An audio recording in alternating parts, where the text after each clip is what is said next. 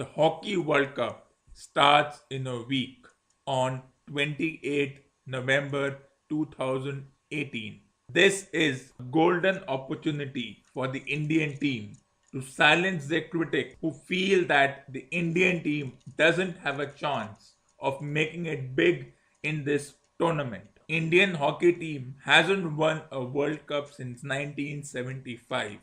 The gold medal has eluded them since the Commonwealth Games.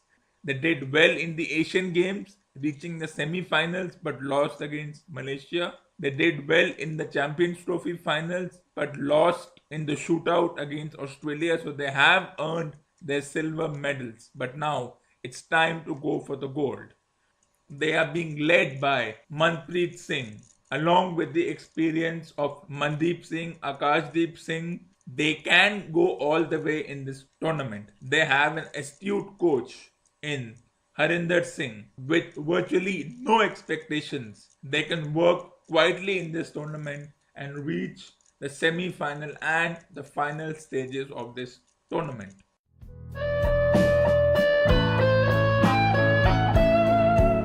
Welcome to episode 17 of DP Show with Aditya.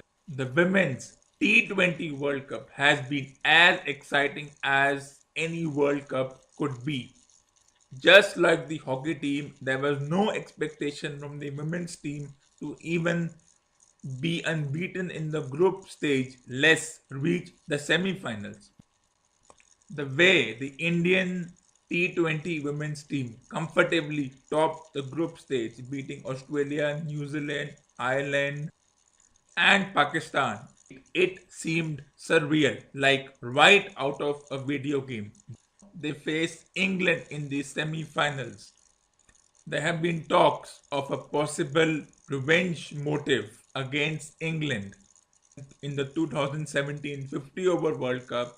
The same Indian team made it to the finals of that particular tournament. They will face Australia or the defending champions West Indies in the finals, though we have to wait for the semi-finals to decide on a result.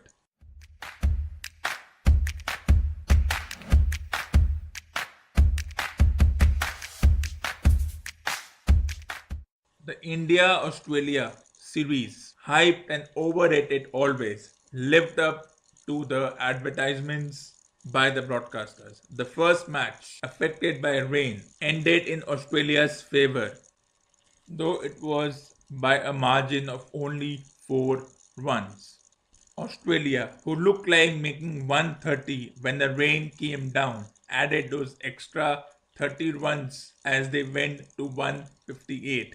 And the Duckworth-Lewis system added another 15 runs, which meant India needed 10 runs per over. It was an excellent effort by Shikhar Dhawan, ably supported by Karthik and Pant, though they were trumped by the efforts of Glenn Maxwell and Marcus Stoinis. Marcus Stoinis, who bowled the last over, and with his skills of bowling slow deliveries and other assortments, he managed to defend 13 runs in the last over. There will be a debate whether Virat Kohli should have come at number 3 and why was Rahul sent at number 3. A 4-run margin should not receive any kind of criticism. Pandya and Khalil Ahmed went for runs, but that is how T20 is supposed to be. This was the best team available.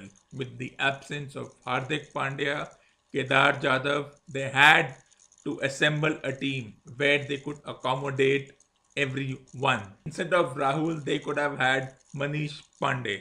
It was Adam Zampa and Marcus Stoinis who got the match away from India. And if there could have been even a 15-run contribution from each of the batsmen, though the efforts of Karthik and Pant cannot be belittled. They tried their best. That's now in the past. We need to look forward for the second match.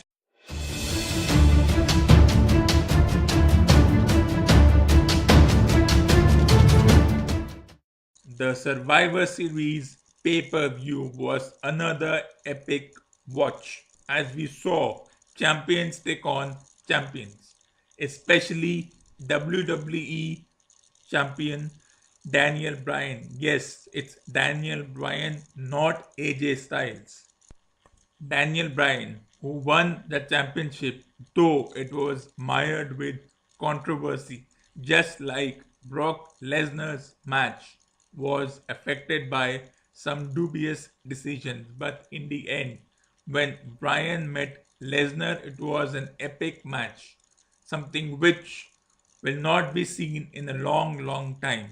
Though Lesnar reigned, we saw a new, vicious Daniel Bryan emerge. A parallel to be witnessed between Daniel Bryan, Charlotte Flair, and Dean Ambrose. Charlotte Flair, who replaced Becky Lynch to face the Raw Women's Champion Ronda Rousey. There was a sudden viciousness in Charlotte's attitude as she attacked Ronda Rousey outside the ring with a candlestick and got herself disqualified. It was a showdown between two of the most athletic women wrestlers in WWE and to show who is the best in the world. The mind games between Rollins and Ambrose continues, and another chapter would be written in their rivalry slash friendship when Ambrose gets a shot at the Intercontinental title at the TLC pay-per-view.